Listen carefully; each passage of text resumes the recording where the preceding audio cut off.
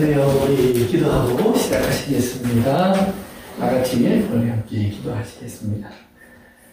하나님 아버지 감사합니다. 오늘 저희들도 이렇게 한자리에 함께 모여서 주의 말씀을 나누는 귀한 시간을 갖습니다. 우리 사랑하는 성도들 한 분 한 분 머리 위에 주의 기름 부음이 함께 하시길 구합니다. 말씀을 함께 나누는 모든 사람들 위해 또 주님의 감동과 깨닫게 하시는 은혜가 있기를 원합니다.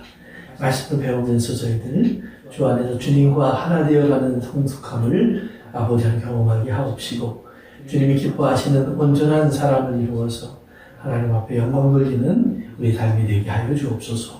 오늘도 부족한 종 주의 도구 되어서 우리 주의 진리만 전할 수 있도록 종의 입술을 사로잡아 주시고 말씀을 채워 전하게 하옵소서.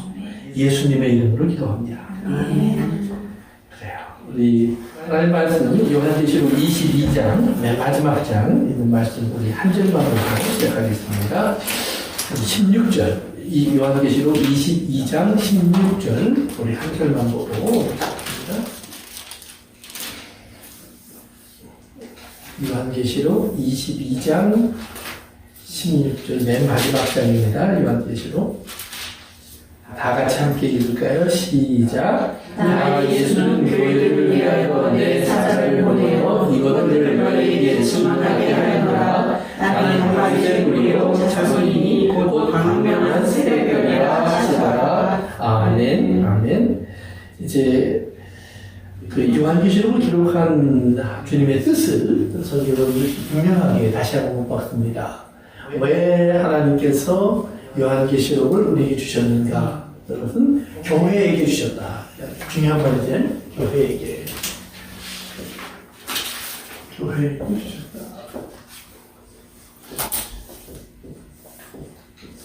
이제 요한계시록에 있는 모든 말씀은 교회를 위한 말씀이에요. 그러니까 우리가 보통 이제 그 휴거나 이런 그 전천연설 속에서 우리가 생각하는 예수님이 예수 믿는 사람들을 미리 환난 전에 데리고 올라가시고 그리고 이 땅에 나머지 사람들이 그런 환난을 경험하게 되고 그 과정 속에 혹 또 예수님을 믿을 수 있는 몇 사람들이 만들어져서 그들은 나중에 다시 이제 공중에 들림받는다. 이런 이야기는 그렇기 때문에 여기서 모순점이 발견되는 거예요. 왜? 주님께서 이건 교회들에게 주신 말씀이라고 했어요. 그래서 또 어떤 왜 교회에게 주신 말씀이냐? 곧 있을 일에 대해서 교회들에게 주신 말씀이에요. 그러니까 교회들이 이 이야기를 듣고 주님이 주신 말씀을 듣고 귀를 기울여서 이제 하나님의 뜻이 무엇인지 깨닫고 곧 있어야 될 일 속에서 우리가 어떻게 해야 될까를 우리가 이제 준비시켜 주시는 그런 하나님의 말씀이다라는 말이에요.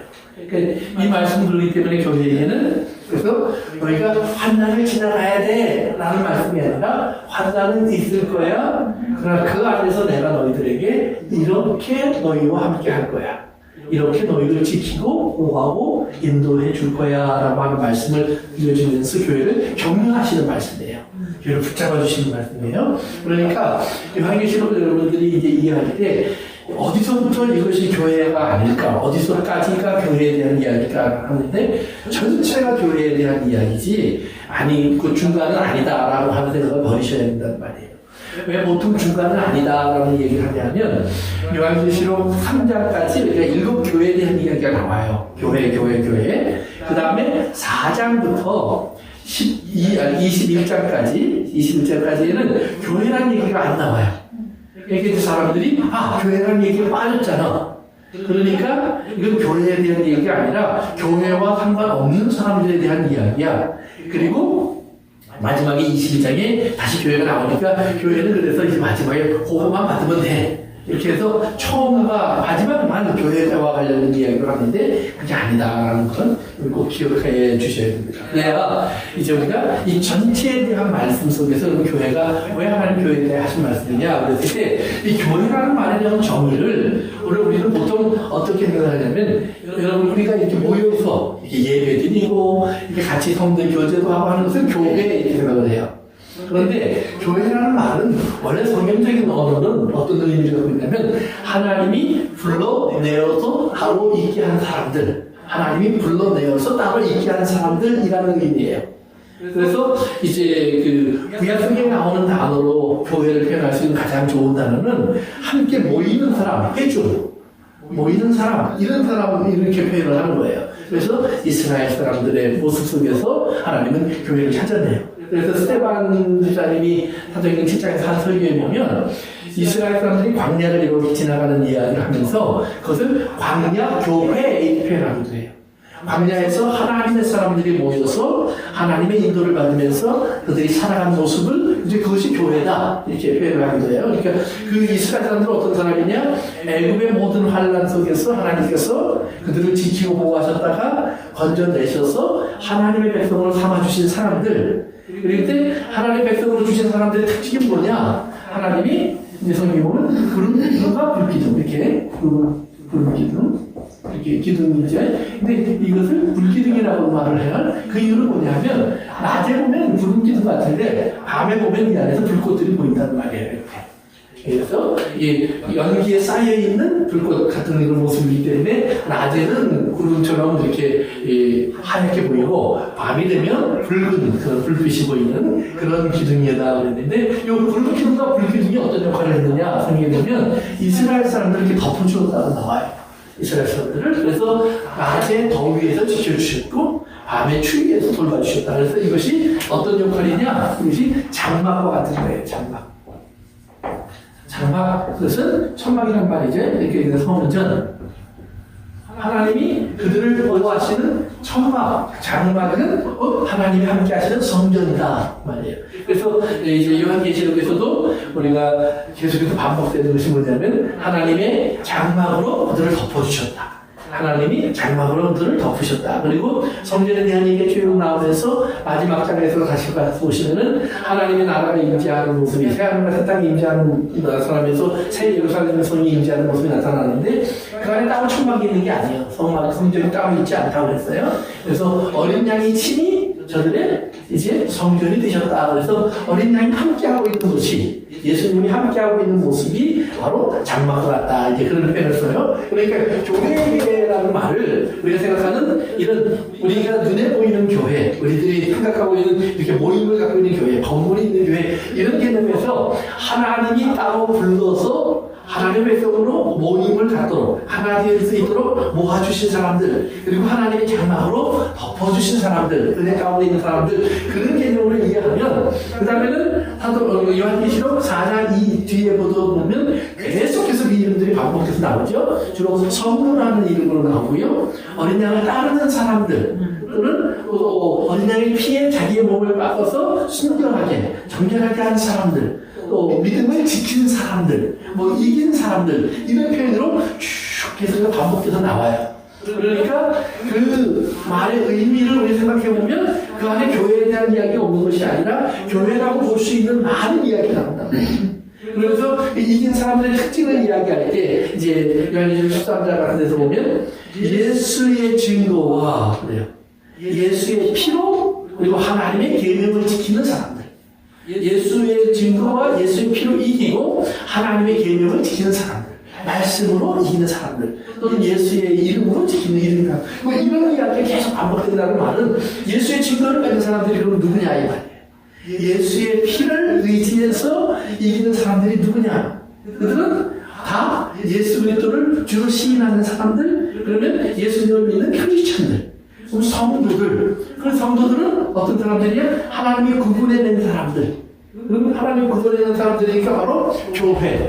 그렇게 볼 수 있는 그런 의미가 성경에 충분히 나와 있다라는 사실을 깨달을 수 있어요. 그래서 지난 시간에 우리가 그 애굽에서 이스라엘 나올 때 10가지 재앙 얘기를 했을 때 이제 그런 설명을 제가 드렸었죠. 처음에 하나, 두 번째까지는 애굽의 제사장들이 애굽의 마술사들이 따라했다는 말이에요. 그런데 세 번째부터 애굽의 제사장들이 따라하지 못하면서 뭐라고 그랬다고 그랬죠? 그렇죠. 애굽의 제사장들이 이건 하나님의 능력입니다. 그러면서 이제 손을 들어요. 그러니까 하나님 네 번째 재앙을 주실 때 하나님한테 구체적으로 말하죠. 이제 애굽 사람들의 집에는 파리떼가 꽉 찰 텐데 그러나 이스라엘이 거하는 고센 땅에는 없다. 그래서 처음으로 구분해야 돼요. 그 다음부터 계속해서 구분돼서 나오는데 사실 그러나 우리 성경을 보면 처음 하나의 첫 번째 제안부터 뭐라고 하냐면 애굽 사람들에게 이렇게 나와요. 애굽 사람 또는 애굽에 속한 사람들의 집 또는 이렇게 또 바로의 궁궐에는 이제 이런 표현이 나오고 이스라엘 사람들은 항상 히브리 사람들 또는 이스라엘 사람들 이스라엘이 거하는 곳에는 이런 식으로 표현이 나오면서 항상 아주 구분하는 얘기가 나와요.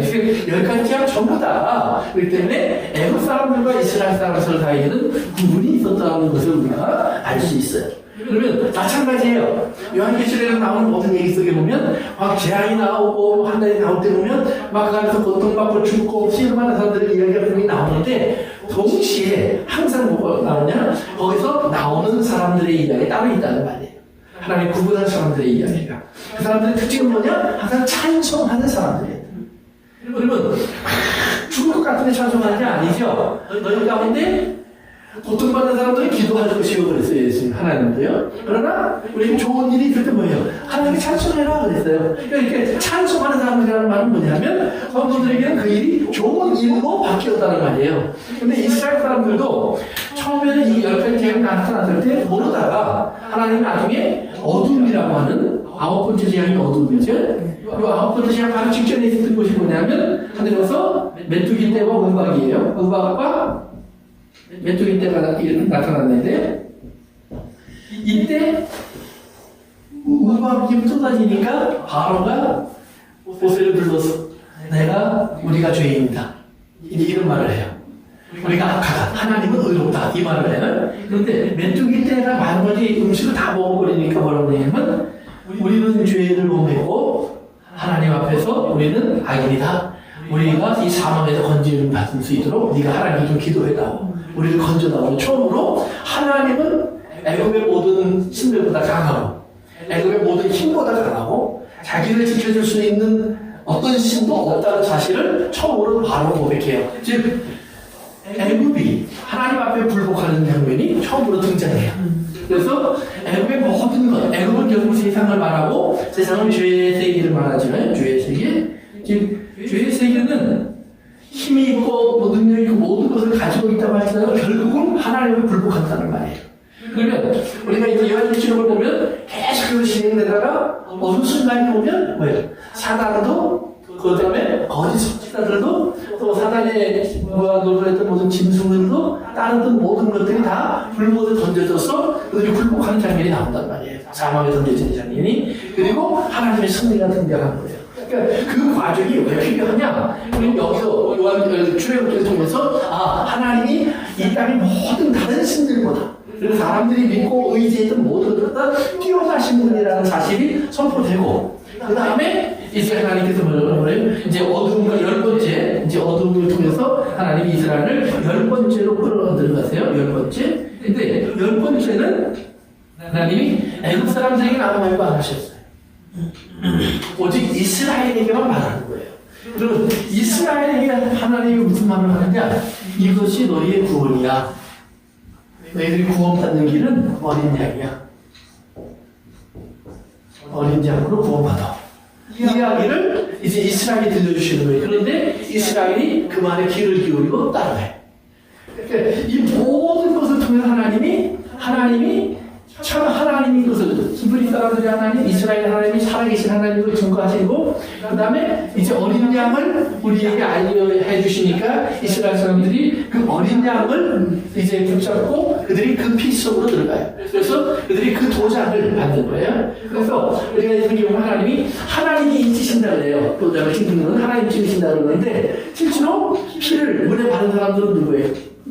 그렇죠. 자기들이 발랐죠. 그러면 자기들이 발랐는데 왜 하나님은 하나님이 인치신다는 말을 하느냐? 그건 뭐예요? 그들이 그 바르기까지 바를 수 있는 사람이 되기까지 하나님이 일하신 거예요. 아멘. 그러니까 그들이 그러니까 우리가 이거를 발라야 되겠구나 순종할 줄 아는 사람이 된 거죠. 그러니까 그걸 임받았다 그러는 거예요. 그래서 에베소서에서도 하나님이 우리에게 성령으로 인치시고 그러잖아요. 성령으로 인치셨다는 말은 뭐냐면 하나님의 성령이 우리 안에 들어와서 우리가 하나님의 사람으로 살 수 있는 사람이 되도록 만드시는 거예요. 그러니까 내 삶 속에 하나님에 대한 순종이 나타나고 예수님에 대한 감사가 나타나고 그 구원의 은혜에 대한 믿음이 고백되어지는 그 삶이 일어나게 하시는 거예요. 그러니까 하시는 일은 하나님이 하시는데 고백은 우리가 하는 거죠. 우리가 그래서 마음으로 믿고 입으로 시인하는 것이 임하는 사람들의 모습이에요. 그래서 하나님께서 이제 인치신 모습을 우리에게 보여주는 거예요. 그래서 이들이 열 번째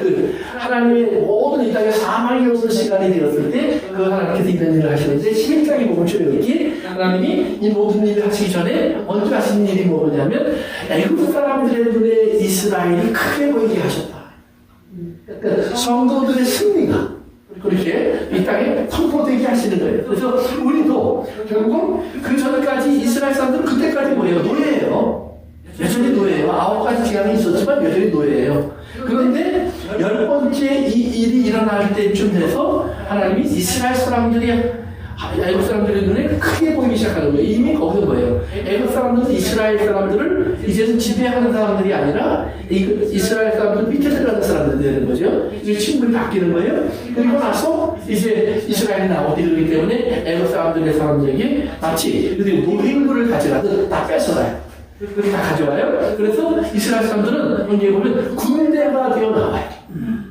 그래서 출애굽기 11장 12장에 보면 이스라엘이 나오는 모습을 이스라엘이 군대가 되어서 나오더라 이렇게 표현되어 있단 말이에요. 군대로. 그리고 그 전까지 이스라엘 사람들이 어떤 싸움을 했어요? 칼 한 자로 안 만들었어요. 창 한 자로 안 들었어요. 애국 사람 한 명 죽는 게 없어요. 그들도 두렵고 무서워서 덜덜 떨었을 뿐이에요. 연약한 자가 되었을 뿐이에요. 그런데 그 가운데에서 저들이 하나님을 향한 믿음을 보였어요. 그 믿음을 갖게 되었어요. 그랬더니 하나님이 너희는 그러기 때문에 이긴 자야. 승리는 하나님이 하시지만 그 이긴 모든 하나님의 승리한 혜택은 누구에게 와요? 이스라엘에게 와요. 하나님이 이거 이겨갖고 하나님이 더 높아지는 게 있어요? 하나님이 애굽을 다 부리셨다고 해서 갑자기 하나님께 하나님의 부유가 더 많아지고 영광이 더 커지는 것도 아니란 말이에요. 원래 하나님은 하나님이시니까. 그런데 하나님의 백성, 하나님의 사람들은 그걸 모르고 오히려 종살이하고 있고 지금 작은 자가 되었단 말이에요. 그런데 하나님께서 그들이 아니야 너희들이 얼마나 큰 사람인 줄 알아? 내가 누구인 줄 알면 그래서 이스라엘이 이 과정 속에서 하나님의 이름을 배우고 하나님을 부를 줄 아는 사람이 되고 하나님께 귀를 기울여 들을 줄 아는 사람이 되고 그리고 하나님의 말씀을 따라 걸을 줄 아는 사람이 되는 거예요. 그래서 볼 수 있고 들을 수 있고 또 행동할 수 있는 그런 온전한 사람이 되는 거예요. 그러니까 온전한 사람 그건 뭐예요? 우리가 이 땅의 사람들 속에서 장애가 있는 사람들이 있죠. 앞을 못 보는 분도 있을 수 있고 말을 못하는 분도 있을 수 있고 걷지 못하는 분도 있을 수 있잖아요. 그런데 온전한 사람이라는 말은 뭐예요? 이게 다 치료되는 사람을 말하는 거예요. 그러니까 예수 그리스도를 믿는 꼭 우리 하나님 앞에 온전한 사람이 된다. 허물과 점이 없다는 말은 뭐냐면 그러니까 여기 점이 안 생겼다 이런 말이 아니라 하나님께 바쳐지기에 뭔가 결격 사유가 있는 사람이 있다는 말이에요. 근데 그 결격 사유가 다 없어졌어요. 그리고 하나님의 온전한 사랑을 입을 수 있는 사람이 된 거예요. 왜?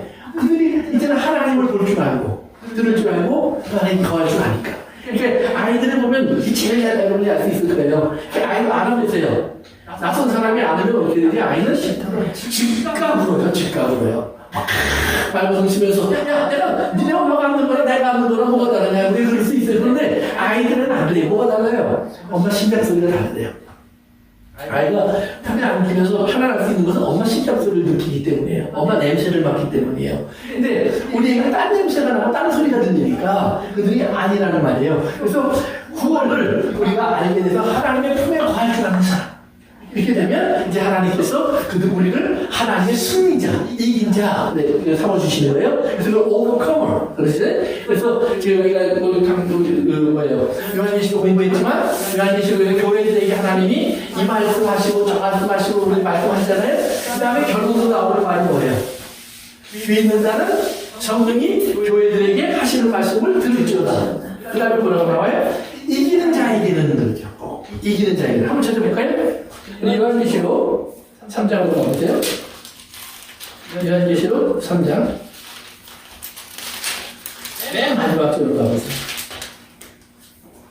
귀 있는 자는 성령이 교회들에게 하시는 말씀을 들을지어다. 이 말은 귀가 이제 없다가 있다가 생긴 거에 귀가 온전해진 거죠.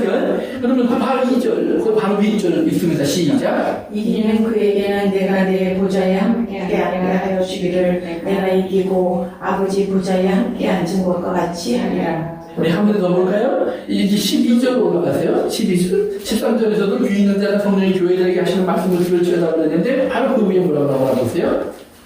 시작. 이기는 자는 내 하나님 성전의 기둥이 되게 하리니 그가 결코 다시 나가지 아니하리라. 내가 하나님의 이름과 하나님의 성 곧 하늘에서 내 하나님께로부터 내려오는 새 예루살렘의 이름과 나의 새 이름을 그의 위에 기록하리라. 한 번 더 봅시다. 앞으로 가셨어요. 2장 7절. 뭐 7개마다 다 똑같은 그 이기는 자라는 얘기가 나오는데 처음 또 첫 번째 교회에 뭐라고 얘기하셨나 봅시다. 2장 7절 시작. 귀 있는 자는 성령이 교회들에게 하시는 말씀을 들을지어다. 이기는 그에게는 내가 하나님의 나무에 있는 생명나무의 열매를 주어 먹게 하리라. 아멘. 보세요. 그래서 이기는 자가 나오죠.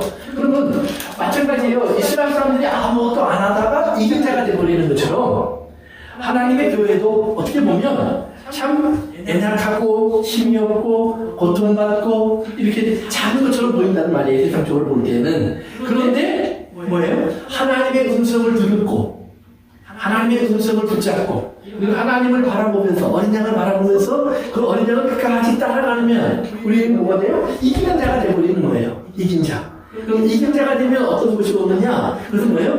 이 땅에서 하나님께서 이스라엘 사람들에게는 애굽 사람들의 부여를 가지고 나오게 하셨어요. 애굽 사람들의 부여를. 그러니까 이제 그거 우리 잘못 생각하면 야, 예산 믿으면 남의 집 거 저 사람 부자 가서 내가 다 뺏어오고 다 가져와서 내가 이제 부자 되겠구나 이렇게 생각하면 되는 이렇게 생각하는데 그거 아니고 왜냐면 그들이 그걸 가지고 나와서 할 수 있는 일이 하나밖에 없어요. 무슨 일을 했죠? 성전 일. 그렇죠. 하나님의 성막을 지킬 때 필요한 일이었어요. 그러니까 이 땅에서 우리가 무언가를 가지고 있었다면 그걸 짓고 하나님의 성막을 짓는 일이에요. 그러면 오늘 예수 믿는 사람들에게 하나님이 우리를 이기는 자로 만들어 주시면서 우리에게 성막을 지으라고 하세요. 성전을 지으라고 하세요. 그럼 우리가 지어야 될 성전은 뭐예요? 어떤 성전이에요? 금이 필요한 성전이에요? 은이 필요한 성전이에요? 보석이 필요한 성전이에요? 아니면 우리가 믿음으로 하나님 앞에 우리의 몸을 드려서 하나님께 영광 드리는 거예요. 우리 몸을 드리는 거죠? 우리 몸을 드리는 거예요. 이렇게 우리 몸을 드리는데 어떻게 드리느냐? 형제와 자매를 그냥 사랑하라 그랬어요. 너처럼. 그런데 그 사랑하기 위해서 우리 먼저 해야 될 일은 하나님의 사랑을 깨닫는 일이에요. 하나님을 사랑하고 그래서 하나님의 사랑을 알아서 하나님을 사랑하는 마음으로 사랑하는 일. 그런데 하나님을 사랑하는 마음을 모르고 사랑하려고 해요. 중요한 거예요. 그러니까 우리가 하나님 사랑을 알아서 하나님의 사랑을 충분히 받아서 하나님을 사랑할 수밖에 없게 되는 사람이 되어야 돼요. 그러면 우리가 내 이웃을 내 몸처럼 사랑하라고 하는 하나님의 말씀을 지켜나갈 수 있는 사람이 된다는 말이에요. 왜? 하나님이 우리에게 그 부여를 주셨기 때문에. 그러면 그건 금과 같은 부여도 아니에요. 은도 아니에요. 금 같은 믿음이에요. 보석 같은 우리의 순전함이에요. 우리 순전하고 온전하고 부족함이 없어서 하나님 볼 때 너는 온전한 사람이야 내 자녀라고 부를 수 있어. 그러니까 하나님이 나를 자녀라고 불러주시는 그 순간 내게서는 뭐예요? 모든 우리의 부족한 부분, 연약한 부분들이 사라져버리는 거예요. 그 모든 것이 예수님의 말씀 안에서 온전한 사람으로 변화된 거예요. 그렇다고 해서 갑자기 내가 똑똑해지는 것도 아니고 갑자기 뭐 외모가 바뀌는 것도 아니고 내 경제적인 사정이 바뀌는 게 아닐지라도 하나님은 그 전까지 아무리 큰 부자가 있고 아무리 똑똑한 사람이 있어도 쓸모없는 거예요. 그러나 그 쓸모없다고 생각하는 나의 가장 작은 부분일지라도 하나님이 일단 내가 예수 그리스도를 알아 하나님께 돌아왔을 때 하나님이 나에게 주신 것 예를 들면 하나님이 나를 고쳐주시면 고쳐주실 수 있어요. 또 부유하게 하시면 부유하게 하실 수도 있어요. 그러나 그대로 주시면 그대로 주실 수도 있어요. 또 더 가난하게 만드실 수도 있어요. 더 어렵게도 만드실 수도 있어요. 그러나 어떤 모습이든지 우리가 알 것은 그건 온전한 모습이다. 하나님이 하나님의 성전을 짓기. 나는 그 모습 그대로 그것을 안 했어. 그러니까 믿음을 가지고 하나님을 바라보면서 그 사람 속에서 우리가 하나님을 원망하면서 다른 사람 보는 것이 아니라 감사하면서 우리가 이웃에게 그럼 내가 줄 수 있는 것이 무엇일까?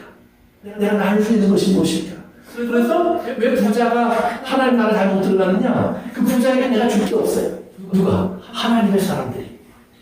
이렇게 진짜 내가 가난한 사람이라면 왕의 자리에 앉아 있어도 하나님의 사람의 음성이 내게 들려질 때 내가 얼마나 가난한지 보여줘요. 내가 얼마나 불쌍한 사람인지를 알게 돼요. 그러니까 다윗이 자기의 죄가 드러났을 때 여기 보니까 나는 정말로 불쌍하고 정말로 하나님 앞에 버림받을 수밖에 없는 이런 가장 처참한 자리에 있는 사람입니다. 이 고백을 하잖아요. 그러면서 하나님 나를 다시 회복시켜 주시옵소서. 그럼 여전히 다윗은 왕이에요. 그런데 회복시켜달라고 그러고 다시 내 안에 하나님을 사랑하는 마음을 일으켜 주시옵소서 이걸 강구하고 엎드리는 사람이 된다는 말이에요. 근데 버림받았던 사울은 어땠어요? 하나님 죄를 보여주니까 사무엘 딱 붙잡고는 그래서 내가 왕인데 내 체면 좀 살려주십시오. 그러니까 여전히 사울도 그대로 왕이에요. 다윗도 그대로 왕이에요. 그런데 하나님의 사랑이 자기에게 찾아왔을 때, 하나님의 말씀이 자기에게 찾아왔을 때 반응이 달라요. 한 사람은 여전히 자기의 외모를 지키려고 하고, 한 사람은 하나님이 보시는 자기의 속사람을 그대로 드러내면서 하나님 그러기 때문에 나는 망했습니다. 내게는 화가 있습니다. 나는 정말로 죄인입니다. 나를 어떻게 하나님 살게 해주시기 바랍니다. 나에게 정결한 마음을 주시옵소서. 이렇게 다윗이 기도한다는 말이에요. 그래서 여러분들이 이제 요한계시록을 이렇게 보실 때 참 중요한 내용인데 일곱 교회에 하나님 말씀하신 내용들을 잘 보시면 사실은 요한계시록 내용이 다 나와 있어요. 예를 들면 우리가 지지난주에 공부했던 라오디게아 교회를 한번 생각해 보세요. 라오디게아 교회가 뭐라고 얘기해요? 나는 부유하다, 풍요하다, 부족함이 없다. 그러죠? 네. 근데 그 소리를 누가 하나 보세요? 우리 한번 18장으로 가보세요. 요한계시록 18장. 18장이요? 네, 요한계시록 18장. 요한계시록 18장.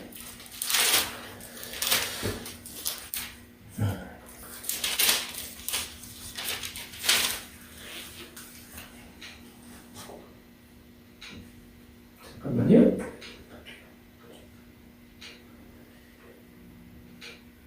그 음녀가요, 하나님 앞에, 사람들 앞에 이제 외치는 소리입니다. 잠깐 봅시다. 7절 다시 읽어봅시다. 시작. 그가 얼마나 자기를 영화롭게 살찌는지 그만큼 고통과 애통함으로 갚아주라. 그가 마음에 이르기를 나는 여호와로 앉은 자요 가부가 아니라 결단코 애통함을 당하지 아니하리라 하니. 아멘. 그래서 그가 둘러싸고 있는 모든 부귀 영화를 그 아래 오른쪽에 얘기해요. 여러 가지 옷감도 얘기하고 향목도 얘기하고 사과 그릇도 얘기하고 각진 나무 뿌리 철 각종 그릇 먹는 거 감나무 온갖 것이 이제 12장 12절 13절 밑으로 쭉 나오거든요. 그러니까 이 음녀가 나는 여왕이야, 나는 부족한 게 없어, 나는 과부가 아니야, 결단코 어려움 당하지 않을 거야. 근데 이 자기의 음녀의 이야기가 라오디게아 교회는 뭐라고 얘기해요? 우리는 부요해, 부족한 거 없어. 그러니까 보세요. 교회라고 생각하고 하나님을 섬긴다고 얘기하는데 교회가 하는 말은 누구의 말이에요? 음녀의 말을 하는 거예요. 그러면 음녀의 말을 하고 있으면 그 교회는 어떤 결과가 올까요? 음녀의 결과가 오겠죠. 그러니까 하나님이 교회에게 자, 너희들 그렇게 될 수밖에 없어. 너희들 지금 그런 상태야. 그리고서 라오디게아 교회의 이야기를 뒤로 끌고 오셔서 보여주시는 거예요. 자, 너희들이 지금 왜 내가 너희들에게 내가 문도 드린다고 얘기를 하고 있는 줄 아니? 왜 너희가 안약을 사서 눈을 좀 발라서 눈을 좀 떠야 된다고 말을 하는 줄 아니? 값 없이 돈 없이 와서 이거 사람 내 말을 하는 줄 아니? 안 그러면 이런 사람이야 너희는. 너희가 지금 자랑하는 모든 것 다 불타버릴 거야. 그리고 오히려 17장 18장에 보면 은혜는 어떻게 돼요? 벌거벗겨져서 죽여요. 그러니까 너희가 벌거벗은 것을 알지 못한다 그랬잖아요. 근데 그런 모습이 나타나는 거예요. 또 이제 우리가 에베소 교회라든가 또 성모의 교회 이렇게 쭉 보시면은요, 거기서 나오는 모든 이야기들 속에 4장 그러니까 6장이죠. 6장부터 나오는 모든 환란의 이야기들이 조금씩 다 들어와 있어요. 거짓 선지자의 이야기, 잘못된 가르침을 따라가는 사람들의 모습. 예를 들면 니콜라 당의 교훈을 나는 싫어한다 그랬어요. 그런데 밑으로 내려가 보니까 발람의 교훈을 쫓아서 니콜라 당의 교훈을 쫓는 버가마 교회. 그 다음에 거짓 선지자인 이사벨을 세워놓고 그 사람의 말을 듣고 따라가는 두아디라 교회. 이런 교회들의 얘기가 있다는 말이에요. 그런데 나중에 우리 뒤에 가서 보면 짐승이 거짓 선지자들을 세우고 또 짐승이 거짓 말들을 해요. 그러면서 정말로 이게 진짜 하나님이야, 하나님이 이렇게 위대하셔 그러면서 그 기적을 보여주고 능력을 보여주니까 그리고 우우 몰려간단 말이에요. 그러면 그리고 우우 몰려가는 것, 그런 모습이 이미 교회 안에 들어와 있다는 말이에요. 세상이 그런 것은 그럴 수밖에 없어요. 그럼 문제는 하나님이 교회 안을 보면서 너희 안에 이미 이거 들어와 있어. 너희 빨리 정신 차려. 너희들이 어디로 돌아가야 돼요? 원래 처음 받았던 것. 처음 받았던 것. 그래서 바울이 쓴 그 신약 성경 중에서요, 가장 먼저 쓴 신약 성경이 사실은 갈라디아서예요. 갈라디아서는 마태복음보다도 먼저 쓴 거고, 또 심지어는 마가복음보다도 먼저 썼다는 생각을 해요. 그 이유가 뭐냐? 바울이 갈라디아들, 지난 주일에 우리 공부한 대로 이제 안디옥이라고 하는 미스티아 안디옥이라고 하는 곳에 복음을 전하러 가서 복음을 전했는데 회당에 쫓아냈잖아요. 그러니까 바울이 또 옆동네에 가서 전화도 하고 또 전도하고 했는데 돌아와서 좀 오래 앉아있다 보니까 어느 날 소식이 들려지는데 보니까 그 예수를 믿기로 작정했던 사람들이 다른 교훈에 자꾸 귀를 기울이고 있더란 말이에요. 무슨 교훈이냐? 그 유대인들이 율법 지켜야 돼 하는 말에 귀를 기울이면서 그럼 나도 할례를 받아야 되나? 절기를 지켜야 되나? 뭐 이런 것들을 다 따라가려고 하고 있더라 이 말이에요. 그래서 바울이 뭐라 하냐면 너희가 처음 성령으로 복음을 받았는데 어떻게 이렇게 빨리 복음을 버리고 다른 데로 쫓아갈 수 있니? 내가 전한 것 외에 다른 복음 전하는 사람들이 있으면 그건 다 저주받아야 될 사람들이야. 근데 그 이야기가 어디 있어요? 두아디라 교회, 버가마 교회에 대한 하나님의 말씀을 보면 그대로 들어와 있어요. 그리고 그것이 요한계시록으로 들어와서 보면 13장에서 그 거짓 선지자와 짐승들의 이야기 속에 그 이야기가 다 그대로 들어와 있어요. 그들이 성도들을 핍박하고 괴롭힐 수 있는 힘을 얻었어요. 그래서 성도들을 핍박하고 괴롭힐 수 있는 힘을 얻었는데 여기 보니까 소모노 교회와 빌라델피아 교회를 얘기할 때 보니까 뭐예요? 그 사단의 배 또는 거짓 유대인들, 자칭 유대인들이 교회를 핍박하고 괴롭히는데 너희 가운데 몇 사람을 죽음에 내어주기도 하고 감옥에 가두기도 하고 고통을 줄 거야. 그런데 그 앞에서 보면 너희가 참 초라하고 작아. 그렇지만 너희가 작은 것을 가지고 믿음을 지켰다 하잖아요. 끝까지 인내하였으니. 그래서 그 요한계시록의 성도의 가장 큰 덕목은 인내로 나와요. 인내하였으니 성도들의 인내가 여기 있으니 이렇게 표현이 되거든요. 그래서 그 인내하는 교회를 하나님 보라면 참 잘했다. 근데 인내하는 교회들을 보니까 참 볼품없어요. 그 인내하는 사람들이 그 시간 속에 살아가는 모습이 그들은 부여를 자랑하는 것도 없고 크게 사람들이 부러워할 만한 명성을 얻은 것도 없고 뭐 하나님께 자랑할 만한 물 드러낸 것도 없고 별것 없어요. 그렇지만 그들이 믿음을 변치 않고 끝까지 처음 받은 복음을 그대로 붙잡으면서 주님의 날을 기다리는 소망 속에서 승리하더라 이 말이에요. 그러니까 주님이 뭐라 그래요? 죽기까지 순종해라. 그러면 내가 생명의 멸류관을 너에게 주리라. 그 멸류관을 주리라. 근데 멸류관을 언제 주느냐? 뒤에 와서 나오는 얘기예요 다. 지금 그들이 머리에 쓰고 있는 것이 아니란 말이에요. 그러나 지금 쓰고 있지 않지만 어떻게 보면 또 이미 쓴 것과 마찬가지다 이 말이에요. 왜? 그들을 하나님이 일 받으셨어. 기뻐하시기 때문에. 그러니까 요한계시록에 있는 교회에게 쓴 이야기인데 교회에게 하나님께서 2장과 3장 7교회를 하나님이 하나하나 지적하시면서 7번이나 하나님이 하나하나 이야기하시는 것은 뭐냐면 너희들이 마지막 때 이런 교회가 될 수 있어 이 말이에요. 너희들에게 지금 이 과정, 이제 마지막 시간이 너희에게 다가오고 있는데 그 마지막 시간이 다가올 때 너희들 가운데는 이런 변질이 일어날 수 있어. 교회가 사실은 누구 뭐예요? 라오디게아 교회를 빼놓고는 다 주님이 그래도 그 안에 하나님의 소망이 있는 교회들이에요. 그런데 그 안에 소망이 있지만 조금씩 무언가 삐걱삐걱 하고 있어요. 안디옥 교회, 에베소 교회 같은 데는 처음 사랑을 잃어버렸어요. 그래서 우리가 믿음 지키고, 말씀 잘 알고, 뭐, 이렇게. 아니, 그러나 사랑을 잃어버리면 아무것도 아니에요. 사랑이 없으면 아무것도 아니에요. 그러니까 그 사랑을 잃어버린 걸 착각한다는 말이에요. 뭘 하다가. 너무 자기들이 율법적으로 또 자기의 어떤 의의를 쌓아가다가 남을 판단하고 정죄하다가 자기도 모르는 사이에 자기에게 사랑이 없었던 것을 깨닫지 못하더라. 이 말이에요. 그러니까 우리가 법법하면 제일 큰 문제가 그거예요. 자기도 모르는 사이에 사랑을 잃어버려요. 의의를 찾기 위해서 죄짓 선벌 받아야지. 맞는 말이에요. 틀린 말 아니에요. 죄짓 선벌 받아야죠. 그러나 또한 동시에 기억하세요. 죄짓었으면 벌 받아야 되면 나는 어떻게 될까? 그리고 그 사랑의 소망은 무엇일까? 그것은 하나님의 사랑의 구원의 계획이에요. 그게 뭐예요? 예수님이 십자가잖아요. 그러면 저 사람이 예수님을 알아야 되는데 이렇게 가야 되는데 죄짓었으면 벌 받는 거 당연해. 이렇게 돼버렸다 이 말이에요. 나는 빼놓고 저 사람은 정죄받고 이런 식의 판단이 되면 안 된다는 거지. 그 다음에 똑같이 심지어 수교까지 해요. 버가모교에 수교했다고 그러잖아요. 그런데도 발람의 교훈이 들어와 있어요. 바로 발람의 교훈이 뭐냐? 돈이거든요. 니고라다의 교훈이 뭐냐? 그거 쾌락이거든.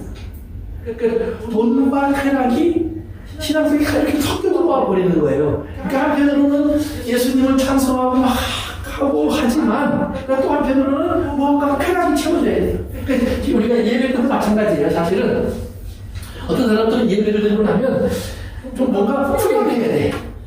그 마음이 뭐 치고 울든지 막 좀 웃든지 뭐 아무튼 뭔가 이게 있어야 돼. 내 마음에 뭐가. 근데 그런 감동은 없어도 되고 있어도 되는 거예요. 사실은 우리가 가장 중요한 것은 예수 그리스도의 은혜가 내 안에 들어와서 내가 하나님을 향해서 내가 마음과 뜻과 정성을 다 합쳐서 예배드리기 원하지만 이것이 제대로 되지 않는 내 마음을 내가 보면서 하나님 앞에 내가 어제 같지 않은 나를 보면서 내가 오히려 하나님께 나를 찾아서 책망하고 엎드려서 간구하고 나를 긍휼히 여겨달라고 하는 이런 간절함이 내게 사라진 것이 문제지. 저 사람이 오늘 찬양이 너무 좋아서 내가 눈물이 펑펑 터졌어. 근데 그 다음 주에는 눈물이 하나도 안 나니까 찬양하는 사람이 바뀐 게 아니거든요. 내 마음이 바뀐 거지. 그제는 목사님 너무 좋아요. 그러다가 눈이 하는 소리 또 한다고? 이제 이런 것도 똑같아요. 성경은 우리 이거 가르쳐주는 거예요. 그러니까 하나님 말씀 들었다고 내가 맨날 뭐가 움직이는 거 아니에요. 내가 뭔가 맨날 가슴이 쿵 하고 뭐 이렇게 하는 거 아니에요. 있으면 좋아요. 없어도 상관없어요. 왜? 우리가 지금 그걸 따라가는 게 아니잖아요. 내 감정은 진리가 아니에요. 진리는 하나님 말씀이 진리예요. 그러니까 말씀이 있는데 그 진리에 내가 어떤 반응을 하느냐? 과거에 내가 막 울컥했던 반응이 일어나진 않아요. 그러나 내 마음속에 내가 이 하나님 진리의 말씀을 내가 끝까지 붙잡고 따라가야지. 결단하고 나를 쳐서 복종시키는 거예요. 그러니까 감정이 일어나서요. 울컥하면은요. 저 쳐서 복종시킬 필요가 없어요. 쳐도 되니까. 그런데 이거 할 때는 안 될 때가 있단 말이에요. 그러니까 사랑하는 사람도 관계도 그렇죠. 한 번은 보고 싶어서요. 밤잠을 못 자도 쫓아나가고 싶을 때가 있어요. 그런데 어떤 때는 자는데 와서 귀찮게 한다고 이렇게 쳐버린단 말이에요. 그러면 사랑이 바뀐 게 아니죠. 사람이 바뀐 건 아니죠. 뭐가 바뀐? 나의 마음이 바뀐 거예요. 그럴 때 우리가 물론 그렇게 행동할 수 있어요. 그러나 얼른 야가서에 나오는 그 여자처럼 번뜩 일어나서 내가 지금 무슨 짓 한 거지? 내가 과거엔 안 그랬는데 왜 이렇게 됐지? 쫓아가서 다시 찾고 그 사람을 다시 붙잡고 그리고 그 사람을 같이 유지해 나가는 거예요. 그러니까 어떤 사람이 그래요. 그래서 지금도 아내를 사랑하냐고 사랑하지요. 지금도 마음이 두근거리세요? 아니 두근은 안 거려요. 심장은 뛰는데 여전히 마음이 아무튼 뭐 보면 뭐 이러지 않다는 말이에요. 그러나 지금 나에게서 만약에 제 아내를 누가 뺏어간다? 저 아내를 내가 잃어버린다? 그럼 굉장히 저는 마음이 아파요. 과거에 뭐 그냥 이렇게 두근두근할 때 뭐 헤어지자고 해서 내가 울고 그 정도가 아니라 정말로 저는 마치 기둥을 빼앗는 저가 쓰러질 거예요. 그러니까 내 안에 이미 크게 들어와 있다는 말이에요. 그러니까 하나님이 그러해야 된다는 거예요. 하나님의 말씀이 여러분들이 어떻게 들려지느냐가 문제가 아니라 하나님의 말씀은 일단 그렇게 하나님 말씀하셨으면 내 안에 하나님은 이제 나를 꽉 채우는 보물이 되어야 되는 거예요. 그래서 보물을 간직하든 잘 지키고 간직해서 살아가는 사람이 되는 거예요. 그래서 오늘 우리 이제 여러분들이 앞으로 우리가 배울 때 환란을 이야기하고 이럴 때 되면 잘못하면 그것이 과연 나와 무슨 상관이 있을까? 교회 무슨 상관이 있을까? 그러는데 오늘 성경에 보면 그 이야기가 이미 다 나와 있어서요. 이미 2장과 3장 교회에 한 말씀 속에 이미 그 이야기 다 들어와 있어요. 그런데 그 이야기를 아직 끝내서 이제 펼쳐서 보여주는 거예요. 그러면서 그것이 실제로 이 땅에 어떤 모습으로 나타날 것이고 그 안에 성도들에게는 어떤 일들이 있을 거라고 하는 사실을 보여주면서 그러나 성도들은 아까 얘기한 것처럼 이긴 자야 찬송하게 되고 찬송하게 되고 찬송하게 될 거야라를 여기 계속 깨우쳐 주시는 거예요. 그래서 하나님은 여기가 요한일서 시작하면 읽었던 말씀처럼 하나님은 교회에게 이 말씀을 주신 거예요. 교회야 이런 일이 일어날 거야 곧 일어날 거야 그러나 걱정하지 마 내가 너에게 이런 교회를 가지고 있어. 그래서 이스라엘을 하나님이 지키셨다. 하나님 우리를 지키실 거 믿으시면 돼요. 그리고 요한계시록 4장으로 갑니다. 이제 오늘부터 요한계시록 4장입니다. 4장 한번 우리 1절, 2절 이렇게 두 절만 읽어볼까요? 시작. 이를 내가 보니 하늘에 열린 문이 있는데 내가 들어가 처음에 내게 말하던 나팔 소리 같은 그 음성이 이르되 이리로 올라와라 이후에 마땅히 일어날 일을 내가 네게 보이리라 하시더라. 그가 그 성령에 감동되었더니 보라 하늘에 보좌를 베풀었고 그 보좌 위에 앉으시는데 왜 그거가 아니라 내가 아니에요? 내가죠? 내가죠? 그거하고 어디 갔어요? 예, 그거하고 내가하고 달라요. 전가하고 긴가하고 다름처럼. 오케이. 우리 1절 보시면은 이제 4장으로 넘어가면서 이제 그동안 교회에 했던 이야기가 다른 차원의 이야기로 바뀌어요. 그러니까 4장까지는 교회라고 하는 땅에 있는 이야기를 해요. 근데 4장과 5장은 뭐예요? 하늘에 있는 이야기를 해요. 하늘에 있는 이야기. 그래서 하늘 보좌의 이야기를 해요. 보좌의 이야기. 그 다음에 6장부터, 그 다음에 이제 21장까지는요, 하늘에서 보고 있는 땅의 이야기. 잘 보세요. 이제 1장에서는, 봅시다. 1장에서는 사도 요한이 밤모섬에서, 그렇죠? 밤모섬에서 예수님을 만나는 이야기예요. 갑자기 밤모섬에서 자기가 그날고 기도하고 있는데 하나님의 음성이 들렸어요. 나팔 소리처럼. 뒤돌아보니까 환상 속에 예수님의 모습이 등장해요. 아무튼 몸도 다 번쩍번쩍해요. 다리도 번쩍번쩍해. 그리고 여기서 칼도 나와요. 아무튼 이런 예수님이 등장해요. 그러면서 하시는 음성들이 들려져요. 그래서 네가 이제부터 해야 될 일이 있어. 7교회에게 편지를 써. 그래서 이제 편지를 쓰기 시작합니다. 그래서 편지를 쓰는데 이 7교회는 현재 뭐예요? 소아시아에 있는 교회예요. 현재 그대로 있는 교회들이 한 교회 다 그 당시에 다 있었어요. 실제로 그 교회 그런 모습들을 가지고 있었어요. 그래서 현재 있는 교회의 모습이에요. 근데 4장과 5장에 가서 보시면 4장과 5장은 하나님 보좌 앞에 있는 이야기예요. 그러니까 이거는 전혀 차원이 다른 세계의 이야기예요. 그래서 성경에 보면 오늘 4장 2절에 보니까 내가 곧 성령에 감동되어 그러죠. 성령에 감동되어. 이 성령의 감동이라는 말이 in spirit이에요. in spirit. 성령 영적으로 영 안에서. 그러니까 신비한 자기가 육체에 있는지 육체를 벗어나는지 그것이 구분이 안 되는 상태를 말하는 거예요. 그래서 바울이 그 고린도 후서 13장에서 내가 삼층천에 올라갔던 어떤 사람의 이야기를 안다. 그가 몸 안에 있었는지 또는 몸 바깥에 있었는지 그건 알지 못한다. 그런데 신기하게 하늘로 올라가다는 말이에요. 그러니까 겉으로 볼 때에는 육체적으로는 땅에 그대로 있지만 그의 영혼이 우리가 뭐 영혼이 쏙 빠져나온다 뭐 이런 표현을 쓰기도 하는데 아주 신기한 경험을 통해서 하늘을 보기 시작했다는 말이에요. 그래서 하늘에 있는 세계를 알게 됐다는 얘기를 거예요. 그래서 in spirit. 그래서 이제 요한계시록 1장에 가서 보시면요. 우리 한번 볼까요? 1장? 요한계시록 1장으로 한번 가보세요. 요한계시록 1장 10절 가서 보세요. 시작. 주의 날에 내가 성령에 감동되어 내 뒤에서 나는 나팔 소리 같은 큰 음성을 들으니. 그래요. 그리고 또 마찬가지 똑같은 단어입니다. in spirit. 그래요. 그러니까 우리는 이제 거기서 성령이라고 썼는데 성령이라고 안 쓸 수도 있어요. 왜? 성령이 되려면 항상 너 정관사가 나와야 돼요. 근데 정관사가 없어요. 두 가지로서 이건 해석이 가능한 거예요. 그래서 성령으로 말미암아 된 어떤 상태, 성령으로 말미암아 우리가 우리의 어떤 현실적인 우리가 육체적으로 정상적인 상태가 아닌 우리 어떤 특별한 우리가 말을 하면 어떤 엑스타시 같은 환각의 세계, 환상의 세계에 들어간 듯한 경험을 말할 때도 in spirit.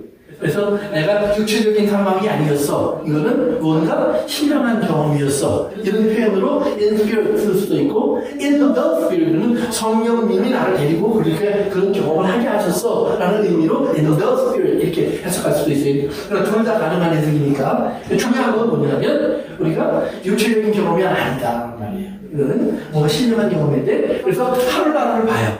근데 그 다음부터 6장부터 21장까지는 하늘나라에서 사도 요한이 하나님이 자기 너 이거 좀 봐, 너 이거 봐 그래서 계속 보여주는 거예요. 어떤 걸 보여줘요? 땅에서 일어날 일들을 이후에 일어날 일들을 곧 일어날 일들을 다 보는 거니까 여기서는 여기 1장에서는 섬에 있었고 2장 3장에는 섬에서 여기서 편지를 쓰고 있었고 4장 5장은 뭔가 신령한 경험을 하기 시작했고 그 다음에 6장부터 21장은 이 신령한 경험을 통해서 하늘나라에서 자 이제부터 어떤 일이 이루어질지를 내가 너에게 보여줄게. 그래서 하늘나라에서 보기 시작하는 거예요.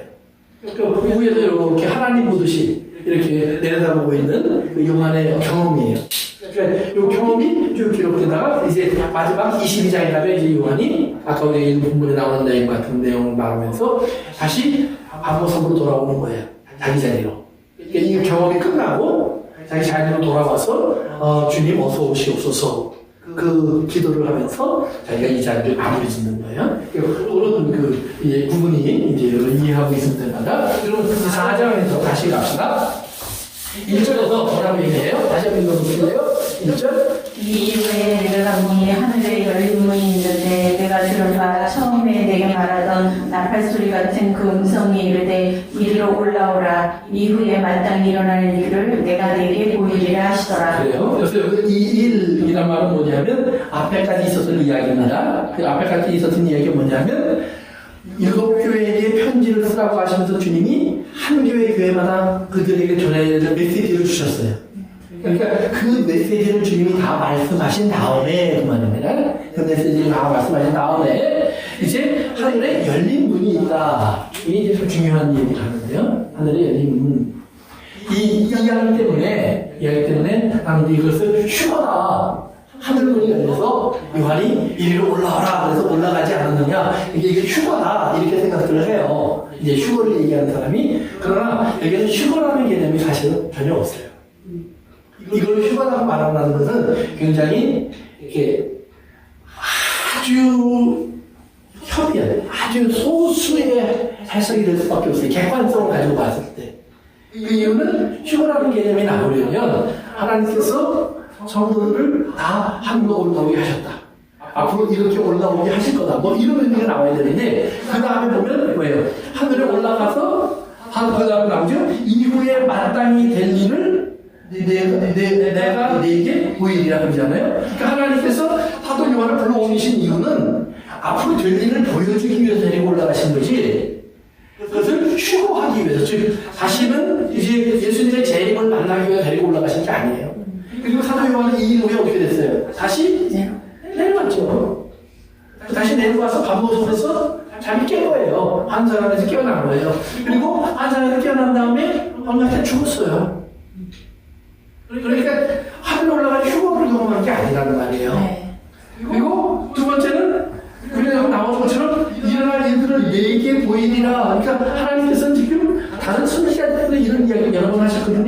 예를 들면 심지어는 모세도 보면 출애굽기에서 하나님의 임재가 나와요.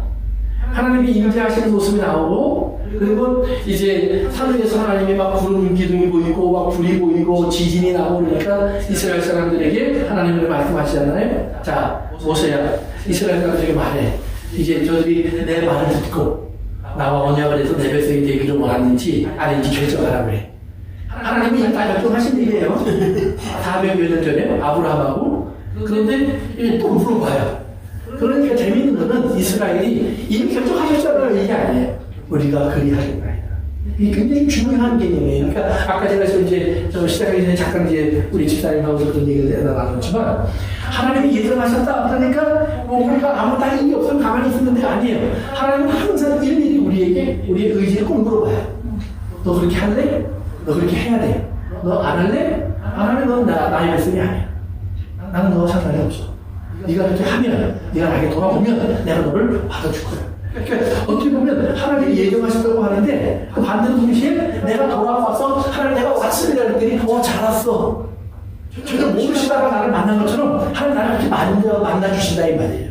그러니까 하나님의 말씀 속에 있는 예정과 그리고 오늘 우리 역사 속에서 일어나고 있는 현실 속에서의 나의 결정과 의지적인 표현과 그리고 나의 하나님에 대한 응답하는 모습, 그거에 따라 일어나는 결과가 이것이 묘한 이렇게 충돌을 일으켜요. 우리 어떻게 보면 이게 도대체 어떻게 된 일일까? 그런데 이 충돌이 여기 비밀이에요. 요 비밀. 이게 이건 하나님은 아실 수 있는 거예요. 그러니까 하나님은 아시지만 그러나 우리에게 여전히 모르는 것처럼. 이게 예수님도 가룟유다를 알고 있지만 가룟유다에게 계속해서 예수님이 은혜를 주시고 그다음에 경험을 주시고 하나님을 알게 하세요. 가룟유다도 예수님의 이름으로 죽은 자 살리고 병든 자도 다 했어요.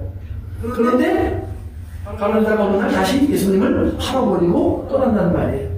그럴 때 예수님이 떠나는 가룟유다에게 또 경고하세요. 너 그렇게 하면 태어나지 않는 게 더 좋았을 텐데 너는 왜 그런 선택을 하려고 하니? 그러지 마. 회개해. 돌아와. 근데 가룟유다는 자기 일로 끝까지 가버려요.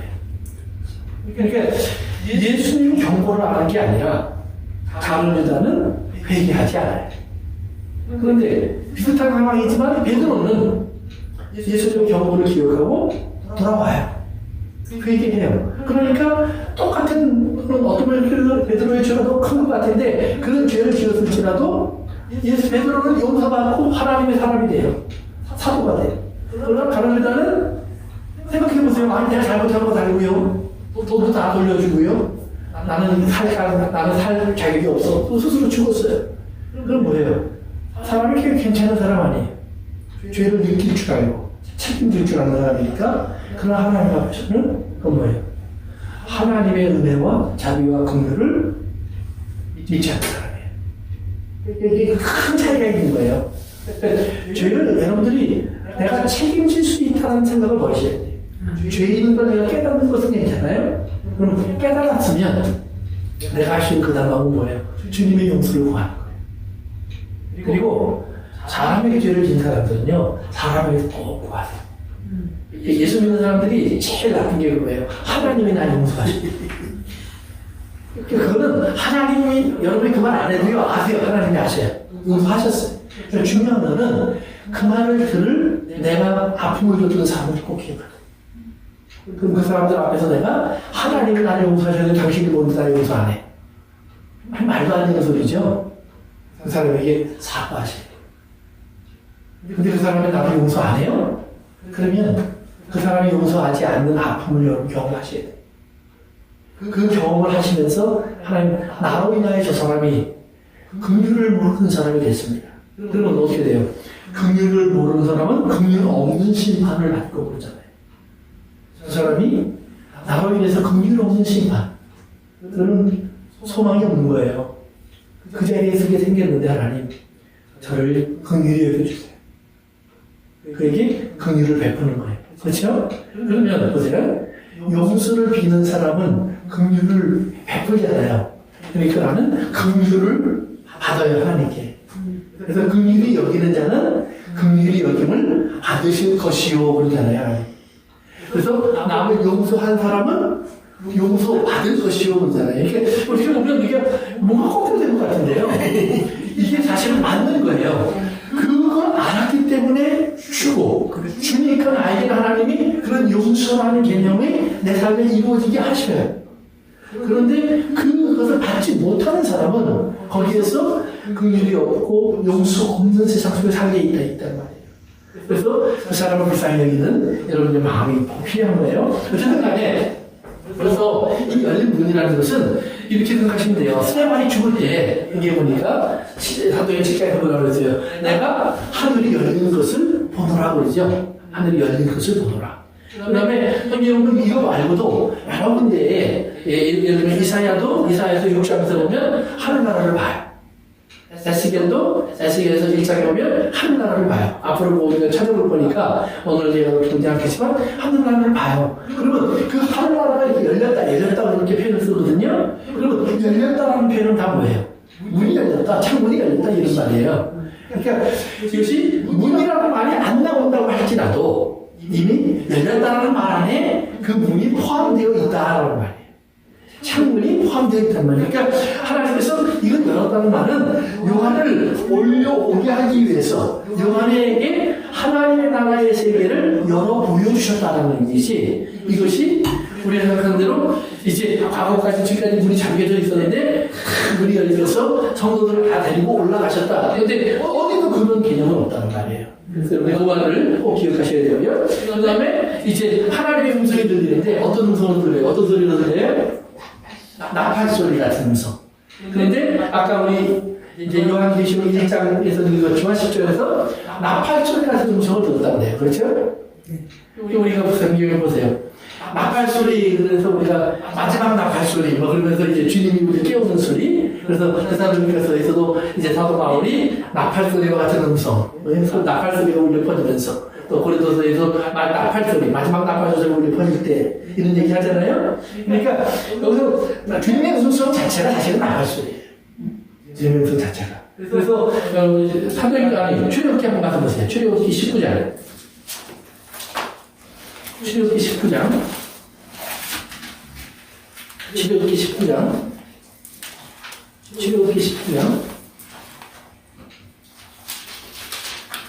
19장 우리 19절 한번 읽어볼까요? 출애굽기 19장 19절 시작. 나팔 소리가 점점 커질 때 모세가 말하기를 하나님의 음성으로 대답하시더라. 그래요? 앞뒤 전으로 읽어보시면 나팔 소리라는 말이 계속 반복돼요. 몇 번이고. 그런데 하나님의 소리를 모세가 들을 때도 나팔 소리와 같이 들어요.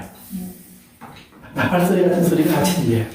그러니까 하나님의 임재가 나타나면 공통적으로 자주 나타나는 그런 모습들이 있어요. 요한계시록에서 반복되는데 구름, 연기, 지진, 천둥, 그리고 번개, 불 이런 것들이 거의 공통적으로 나와요. 에스겔이 볼 때도, 이사야가 볼 때도, 또는 미가야 선지자가 볼 때도, 또는 이런 그 모세가 하나님 나라를 봤을 때도, 이건 하나님의 임재가 있으면 그 하나님의 임재에 우리가 다가갈 수 없는 어떤 것이 열려요.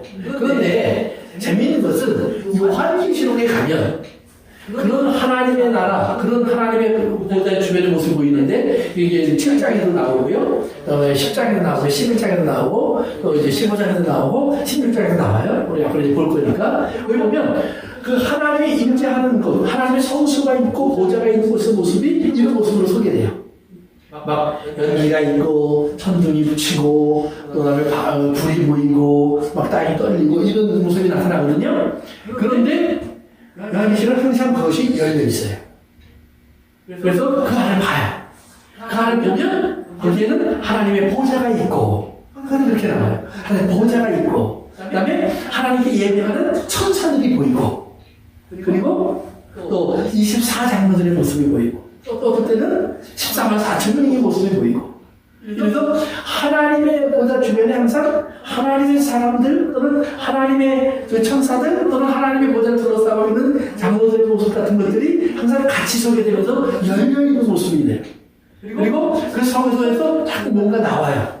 천사들이 나오고, 그리고 하나님 소리가 나오고, 거기서 대접이 나오고, 그 다음에 거기에 이제 하나님이 또 그 성도들의 기도가 담겨있는 향들을 담아서 이 땅에 갖다 붓게 하는 이런 여러 가지 일들을 하거든요. 그러니까 여기서 문을 열었다라는 말은 뭐냐면, 요한에게 하나님께서, 자, 이제 하나님의 나라, 성소의 문이 열리면서 어떤 일이 일어날지 내가 좀 봐. 그리고 그것이 이런 일들이야. 그런데 교회는 그렇기 때문에 이때 이런 행동을 해야 돼. 교회는 깨어서 주의해서 이런 일들이 일어날 때 두려워하지 말고, 이것이 하나님의 뜻이 이루어지는 그 시간인 것을 너희가 깨달아야 돼. 그러니까 이스라엘 사람들이 최근에 이제 요즘 이렇게 보면은요, 유월절을 지킬 때 슬퍼하지 않아요. 이스라엘 사람들이요, 유월절을 지킬 때 하는 몇 가지가 있어요. 근데 이제 그 중에 하나가 뭐냐면, 아이들이 유월절을 주관하는 그 집안에 제일 나이 많은 사람, 아버지나 할아버지나 그에게 물어보게 돼 있어요. 우리가 왜 이런 일을 해요? 그러면 이제 대답이 합니다. 네 가지 질문을 하는데, 첫째는 우리가 왜, 예를 들면 무교병을 먹어요. 그러면 애굽에서 하나님이 빨리 나오게 하시느라고 우리가 예를 들면 이제 그 맛있는 빵을 준비할 시간이 없었댄다. 그 얘기를. 그럼 왜 우리가 쓴나물을 먹어요? 아, 그건 우리가 노예 생활을 했기 때문에 우리의 인생이 그렇게 고달팠다는 것을 우리 상징하는 거다. 그러면 왜 소금물에 찍어 먹어요? 그것은 우리의 눈물이다. 우리가 하나님의 뜻을 모르고 애굽에 살 때 우리가 이렇게 눈물을 흘린, 우리 둘에서 흘러내린 그 눈물을 상징하는 거다.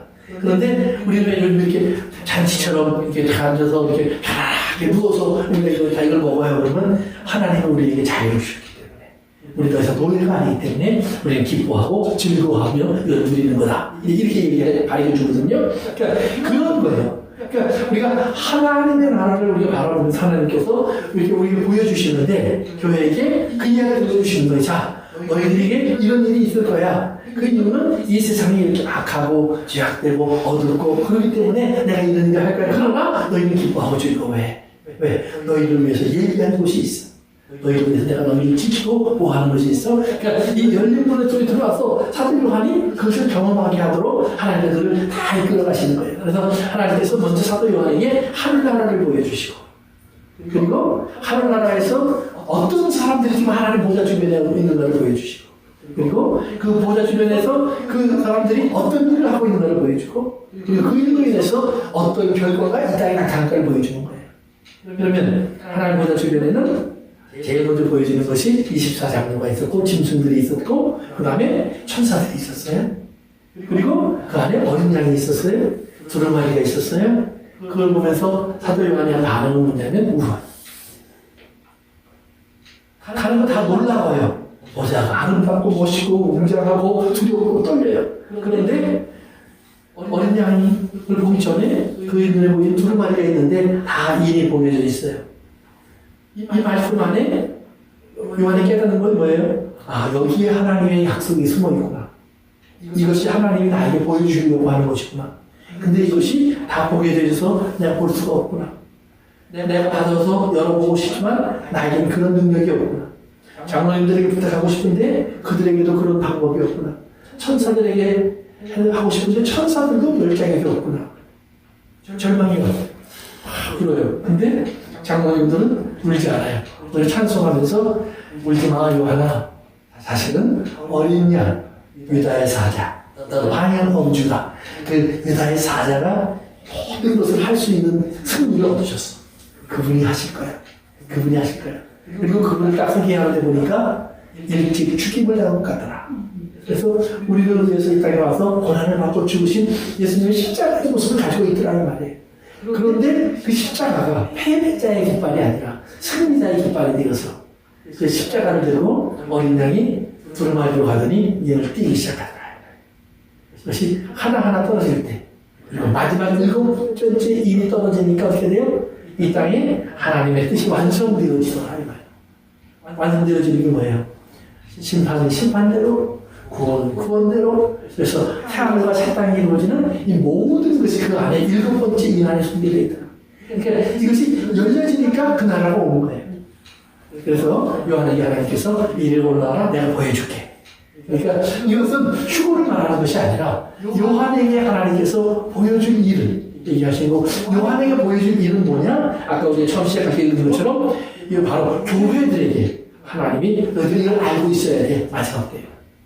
우리에게 알려주신 하나님의 비밀을 우리가 알게 된 것이라는 사실을 깨닫고, 여러분들이 이제 요한계시록을 그렇기 때문에 기쁨으로 바라보고, 하나님의 은혜 속에서 이해할 수 있기를 바랍니다. 다음 시간에 이제 4장 내부를 들어가서 좀 더 구체적으로 살펴보겠습니다. 네, 오늘 거기까지 합니다. 기도합니다. 하나님 아버지, 오늘 저희들 주님 앞에서 말씀을 같이 나누었습니다. 이제 요한계시록 4장, 5장을 공부하면서 하나님의 나라, 보좌의 그 모습을 우리가 나누고 그 보좌에서 어떤 일이 일어나고 있는지, 지금 이 땅의 교회가 이런 시름을 하고 있고, 때로는 어두움 속에 아버지 하나님 시들림을 당하고 있고, 때로는 시련 속에 고통을 당하고 있고, 때로는 미혹과 유혹 속에서 흔들리고 있을 때 하나님의 나라에서 지금 어떤 일이 일어나고 있는지 우리가 볼 수 있도록 우리를 깨닫게 하여 주옵소서. 그리고 아버지 하나님 그날을 바라보면서, 이제 그 보좌를 바라보면서 우리가 거기에 이제 승리하고 우리를 흔드는 모든 것으로부터 우리가 이길 수 있는 믿음을 가질 수 있도록 도와주시옵소서. 그리고 주님의 뜻이 이루어질 때까지 끝까지 믿음으로 인내해서 주님의 뜻을 완성해가는 교회, 주님이 이긴 자로 인정할 수 있는 교회로 우리가 설 수 있도록 세워주시옵소서. 예수님의 이름으로 기도합니다. 아멘. 네, 거기까지 하겠습니다. 수고하셨습니다. 예.